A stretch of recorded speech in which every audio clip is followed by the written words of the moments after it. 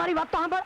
અરે એ ગાડી રૂપલી, આ દેવલા જેવો હીરો તું દીવો લઈને ગોતવા જઈશ ને તોય ગામમાં ગોત્યો નહીં જડે. ભાગમાં, એ કહું છું ભાગમાં. ક્યાંક તારો પગ આડો પડી ગયો ને તો ભારે થઈ જશે.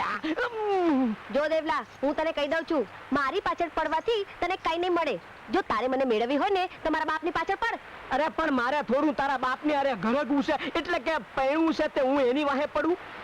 અરે મારી રૂપલી, મારા મનડાની ઢેલડી તો તું જ છે.